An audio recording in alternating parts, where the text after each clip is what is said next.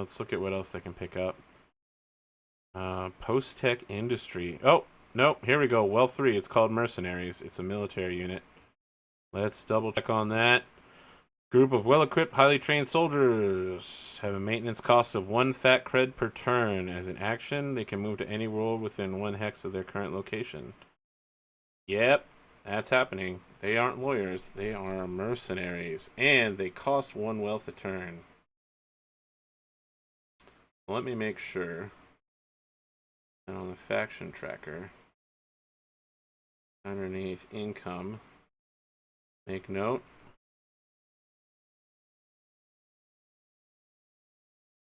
And you know what? I should probably look up the strike fleet and just double check, make sure they don't have any crazy stuff going on with them. Strike fleet, frigate, cruiser class vessels. Oh, so I like this being the idea of this could be a potential opposition to the party's mission.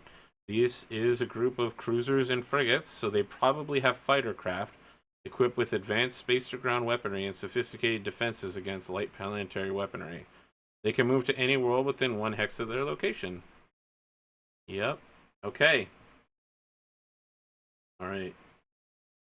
I'm satisfied with those picks there. All right. Exchange of Light primarily is a wealth, and then they want a secondary of cunning.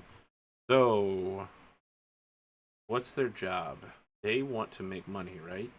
Yep. They want to spend money, so they got to make money. Monopoly or shipping combine? Let's see here. A monopoly involves a stranglehold on a certain vital business. As an action, owners of monopoly may force one other faction with to pay them 1 fat cred. Yep, I like that idea. Let's check shipping combine though. Transport a large amount. As an action, the combine may move any number of Nope. All right. So the Exchange of Light has a monopoly. And I think that it's probably based in the Anjali system. And they are currently strangleholding the Federal Society for money. Yeah, so this would represent their influence on the planet and the government that helped found them. They're like asking them for money constantly because they have, they control the banking system. It's that simple. They control sector-wide banking. This is the largest empire. They got to pay taxes, man. They got Al Caponed. All right, so let's make sure we've got that in a note. Monopoly may force 1 other faction with unsells. So there's got to be something on Anjali just so that they can force, so that the Exchange of Light can force money out of the Federal Society. Also, there is going to be a level 3 cunning asset or less. It doesn't necessarily have to be the best possible one. Let's see here. So the options for cunning 3 are cyber ninjas, stealth, or covert shipping. Stealth isn't an actual asset, it's just something you can buy to make things invisible. So let's look at, I don't think cyber ninjas are going to be important. They're definitely not relevant. So let's look at covert shipping. Quiet transportation of a unit from one world to the other. That doesn't really match them. Lobbyists, perhaps. Let's look at lobbyists. What do they do? Lobbyists can be used to block government permission that is sometimes required to buy an asset or transport in a system. When a rival faction gains permission to do so, the lobbyist can make a cunning versus cunning roll against the faction. If successful, permit. Oh man, so they can send lobbyists to worlds and keep people from buying stuff on that planet, right? Let's make sure I got that right. Can be used to block the government permission. They can make it, no, it's the other way around. They can make it so that it's easier to buy stuff on planets. No, that's not really what I want. If they had some way of blocking people from doing that. Oh, shit. There's something called blackmail. Let's see what this is. Can be used to selectively degrade the effectiveness of an enemy asset. Any attack or defend against a blackmail. Okay, so... yeah, you can blackmail a unit. That's not great. They also have Saboteurs and Seductress. Seductress and their male equivalents subvert the leadership of enemy assets, revealing hidden plans. As an action, a seductress can travel to any world within. Okay, so I like the idea of the Exchange of Light going up against the Remembrance Pact. The Exchange of Light has control over communication, and so they know that something is happening with the Remembrance Pact. They know that there's a secret organization, and they want to root it out. But what's their goal? Exchange of Light is Wealth of Worlds. Yeah, they can start rooting out all these things. So, Seductress, as an attack, does no damage, but an asset has been successfully attacked. It reveals any other stealth assets on the planets. Only special forces can attack her. Excellent. So I'm gonna have to think. It's probably not gonna be a her. It's probably gonna be a thing rather than like a virus, a computer virus that's like sorting the mail. It's sorting through the mail and it's figuring out where these guys are. But it's gonna start at Kashkai, so it's gonna start in 209 on Kashkai, and it's gonna attempt every turn to well, it's going to attempt when they have time to reveal them. And the thing is, if they start revealing Kashkai and the Remembrance Pack stealth units, at some point, everybody's going to know that they're there.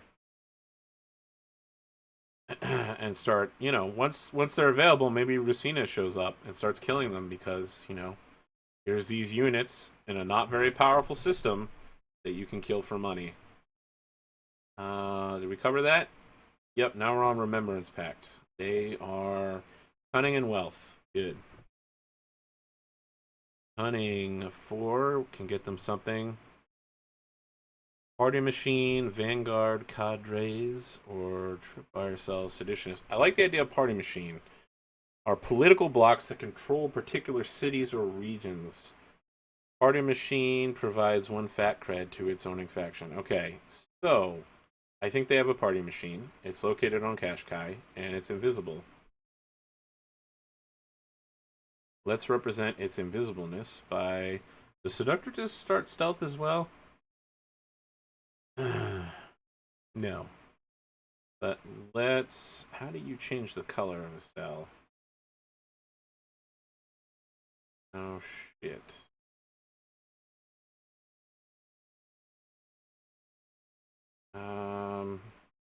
If anybody in the chat knows, let me know. You know how to change cell color. Oh. Is this it? No, that's text color. Oh, we could do that. Yeah. And deep blue. Nope. I need something more visible. Okay. That is a stealth party machine. Let's insert the party machine stuff. So, this is the Kashkai's like secret cabal is the party machine. It's making money. It's gaining influence for them. Right? Yeah, that works perfectly. That's how they're getting their stuff. All right. Let's mark down on the faction tracker that Remembrance Pact has an income of 1 extra income for party machine. Boom. So every turn it gets an extra income just because they have one. Hate can. A simple solution. My god. Could it be so simple? It was in front of my face the whole time! That's way too bright. There we go. Boom. My god. Alright, so Remembrance Pack. I feel like it would be good to go with Wealth, but we're actually going to go with a Force asset, particularly if I can find a Force asset that is... So they also have a Militia unit. Let's see here what a Militia unit does. Lightly equipped or regular troops. So this is a stealth Militia unit. These are men who believe in the cause.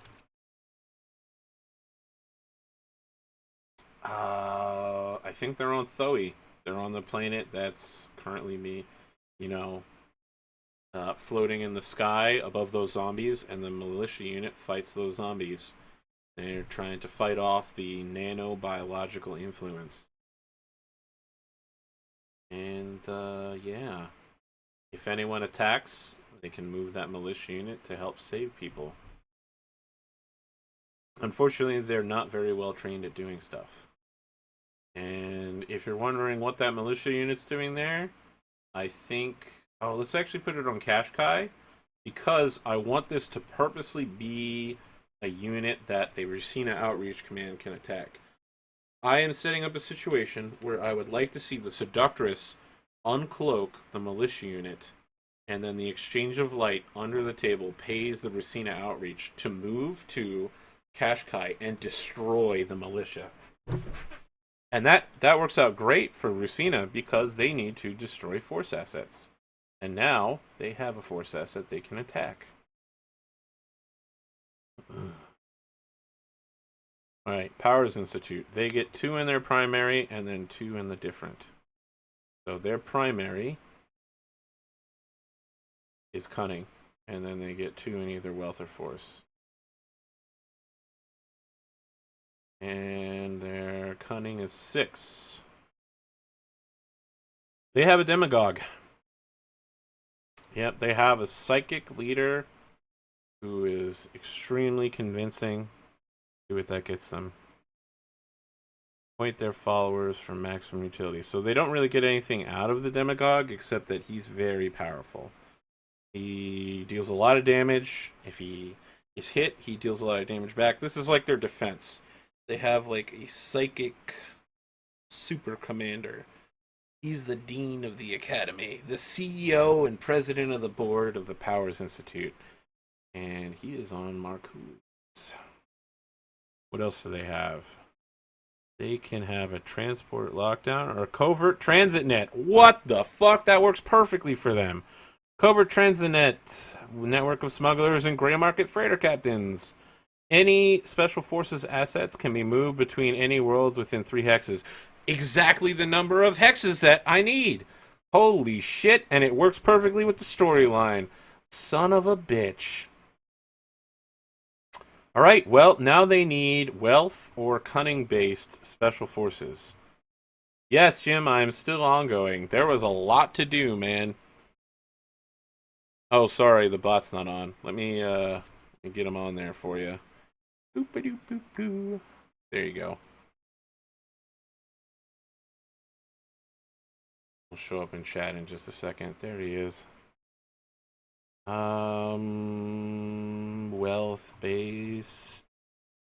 Okay, what's their wealth? Is 5.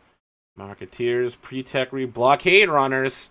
Oh man, so good. Pre-tech researchers and blockade runners. Let's look at this. They both could fit well within this asset. Pre-tech researchers. Any world with pre-tech researchers on is treated as tech level 5 for the purposes of buying cunning and wealth assets. Boom. Oh, man. So these aren't actually that useful to these guys, but they make sense within the storyline. They also cost 1 fat credit turn, which isn't great. So let's mark down that the Powers Institute, -1 fat cred for pre-tech research. However, if they send these pre-tech researchers to another planet, that planet is still treated as tech level 5. So, here's the thing. If the Powers Institute finds a faction or a planet that's really weak, they can use their covert shipping to send the pre-tech researchers there. When the pre-tech researchers are there, they buy a base of influence. And then, with that base of influence, they can buy tech level 5 cunning and wealth assets. So they can buy super advanced stuff. Yeah. Alright, let's look at blockade runners. They're probably going to be pretty cool. Starship captains excel at transporting goods through unfriendly lines. As an action, the blockade runner can transfer itself or any one military unit or special forces to a world within 3 hexes at the cost of 3 fat creds. Yeah, I think I'm gonna do that instead of pre-tech researcher. Sorry, I'm actually completely reversing this. Blockade runners, because that lets them send. Is that still a wealth asset? Yeah. We're gonna delete that note.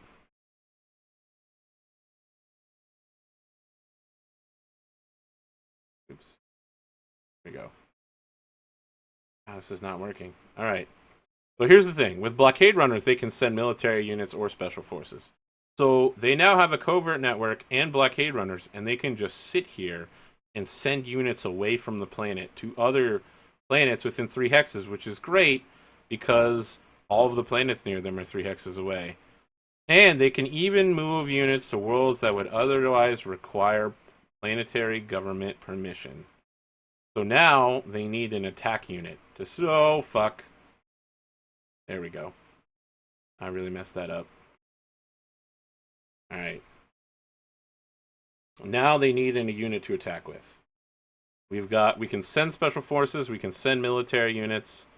What do we got? We still have 1 wealth attack unit left. Power marketeers. Marketers. Confuse enemy factions into untimely investments and paralyze them with incompatible hardware and software. As an action, a marketer may test cunning versus wealth against a rival faction's asset. If successful, the target faction must immediately pay half the asset's faction cost, rounded down, or become disabled and useless into the. Oh man, this is great. They can blockade runners bring units back as an action, can transfer itself or any one military unit to a world within 3 hexes. Okay, cool. What about the covert shipping network? Let's check that. Covert shipping, covert transit net. Any special forces assets move between any worlds. Okay, our marketeers, covert assets. No, they're a tactic. Okay, I need special forces. Third level special force, military. Marketers would be cool, but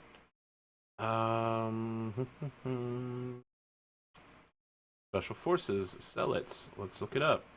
Zealots are members of factions so utterly dedicated they're willing to commit suicide attacks. Zealots take 1d4 damage each time they launch a successful attack or counterattack. What's the other option? I'm not sure I like zealots that much. Counterintelligence unit.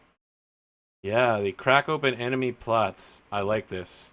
So they can use the blockade runners to transport and the covert intel network to come back to the planets. Yeah. And then all the Powers Institute needs to do is keep buying like military units, and they can keep sending them to planets and bringing them back. Oh right, they're on Peaceable Kingdom right now, aren't they? Powers Institute's Peaceable Kingdom. So they're gonna have these counterintelligence units, but they're not gonna use them yet. They're just gonna sit right here, and once Peaceable Kingdom's completed, they're probably going to have enough to buy another thing, and then they're going to start wrecking face with everybody. Yeah, they're building it up. Am I doing GM prep, or am I planning a strategy session for a board video game? Yeah, you haven't actually seen the Swan Song GM prep yet, for these GM turns, have you? It is basically preparing for a board game. I'm just playing against myself. I am my own opponent. Okay, yeah, so the Powers Institute is in place, right? It's got a very powerful defense with the Demagogue. Anybody that moves in the system, that Demagogue can destroy them. Absolutely destroy them. And with their blockade runners and their covert transit net, which I know they both do the same or very similar thing, but it works out well with the storyline. We don't need to maximize, optimize our units here. We need to keep it within the fiction. They can send units to planets 3 away and just set up this covert network of intelligence wars and military actions and basically be untouchable. It's going to be super hard for someone to attack back against them. Alright, Federal Society. They're going to get 4 force units, and then they're going to get 4 other units. And they have force units up to level 8. Level 7. Oh, no, they get 4 cunning units. Okay. Up to level 8. So they have a panopticon matrix. They have to. I mean, that's the thing. They were messing with AI, so panopticon matrix is a braked AI intelligence analyst into a web of observation capable of detecting the slightest evidence of intruders on a world. Every rival stealth asset on a planet must succeed on cunning versus cunning at the beginning of its turn or lose itself. The owner also gains an additional die on all cunning attacks and defenses on this planet. This has to go on Bannon. It is the planetary defense of Bannon. They set it up using the technology of Anjali and the AI of Valgard. It watches everything everybody does all the time. And no one knows it's there. Fantastic. I think I'm just going to go ahead and stealth it. Just cause. Yeah. No one knows that this is there. And it's really good at stopping people from unstealthing it because it automatically unstealths anything in system, or at least it attempts to. Okay, I got 3 more cunning assets to throw up here. Book of Secrets. That looks interesting. It exhaustively catalogs psychometric records on important and influential figures. Once per turn, a Book of Secrets allows a faction to re-roll 1 die for any action taken on that roll, or force an enemy faction to re-roll. Yeah, it's really defensive. I feel like these guys are pretty offensive, so I don't really want to use that. How about popular movement? What does that do? Planet-wide surge of enthusiasm for the cause. Pervades all level of government, but the government always grants any asset purchase or movement request by... Well, they already are the planetary government for multiple governments, so that's not great. A demagogue. Yep, we're going to do that again. And this is going to be an admiral. It's going to be a super important admiral who's like the public face of the Federal Society. Like the Sky Marshal from Starship Troopers, the movie. Or like Admiral Anderson. Or any of the Elusive Man. You know, Cerberus. You know, there's a lot of demagogues in Mass Effect 3. I mean, you've got Anderson, you got the leader of 5th Fleet, Admiral Hackett. 5th Fleet out. This is Hackett. Yeah. So we've got a space demagogue. And I think organizational moles, let's see what they do. Organizational moles. Subvert and confuse enemy assets striking at them. Okay. I think that there are going to be 2 organizational moles. Organizational mole and organizational mole. And they are going to be embedded. One is going to be embedded in the AI system. So it's going to be located at Eschapolos, trying to mess with them. And the other one's going to be embedded in... oh shit, did I not set up the... I didn't set up the coalition. Fuck.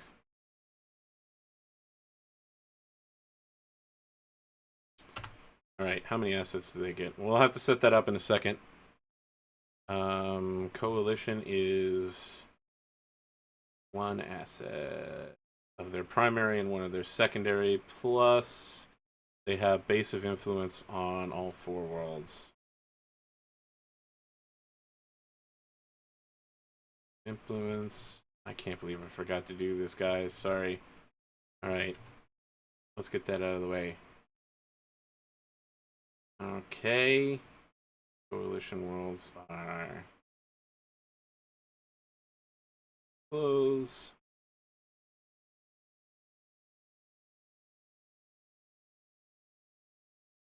.007 Surotama. And that's the... Nope. That's not what I want. Well, it's not going to let me do otherwise. Surotama, and that's where I'm going to put other moles within the coalition of confederated systems.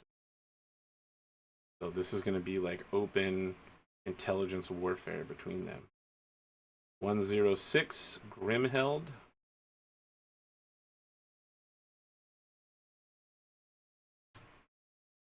Grimheld or Grimhild? Grimhild.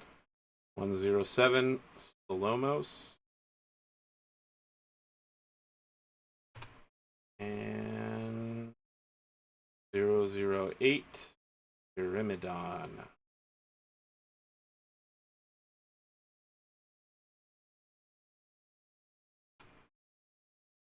Okay, all right. Let's hurry up and do the coalition. Their primary attack method is cunning. So they have 4. What is a Vanguard Cadre? That sounds pretty cool. Followers of the movement, sufficient. Take up arms on their behalf. They probably have one of those. They got a Vanguard Cadre. They support. And the moles and the Vanguard Cadre are going to be going at it. It's going to be battle mano a mano between those 2 units. And those cadres are on Surotama. And now we need something that's not on Surotama and is a force set. Because that's their secondary, level 3 counterintelligence unit. Probably on Solomos. You just double check what Solomos is. The alien mecha. That's not great. What do we also got? Grimhild and Eurymedon. Eurymedon, yeah, is the war planet. And Grimhild. Okay, Grimhild is good. Grimhild's got a lot of technology. They got specialist stuff. We're going to go with Grimhild as the Militech planet stuff. And they are a counterintelligence unit. So using their advanced pre-tech cracking technology, they have something to throw around. Alright, so Federal Society now has its 4 primary assets. I'm going to give it 2 force and 2 wealth assets. So, 2 level 7. They need Space Marines. It's obvious only Space Marines can defend these people. And they're going to be located on the system. They're going to be on Anjali. Right? Oh, I need something on Anjali for exchange of light, right? Yeah. A force any. Yep. So these Space Marines are prepping for an attack on the AI's worlds. But the exchange of light is like, if you can afford the money to support these Space Marines, can't you give money to, the needy war orphans? These guys are like, oh gosh, I guess, maybe. Stop bothering us. Alright, we got Space Marines. Now we need something else. What is Deep Strike Landers? Deep Strike Landers. Pre-tech transport ships. What tech level are they? Tech level 5. Yeah, I think that these are all going to be like, this Space Marine unit is like composed of the technology from Albin Bagheri, where it's all like ripped. So it's like Warhammer 40k again. We go back to that. It's all like ancient war battle suits that have been put together by, pre-tech specialists to defend the nation. So, like, for every 4 partially intact suits, they put together 1 fully intact one. And they also had Deep Strike Landers. They can move any non-starship unit asset, including itself. Anyone can be moved between any 2 worlds within 3 hexes of the Deep Strike Landers for 2 cost. Yeah, so the Deep Strike Landers move the Marines to where they need to go. But to move them costs 2 fat creds, which is a lot.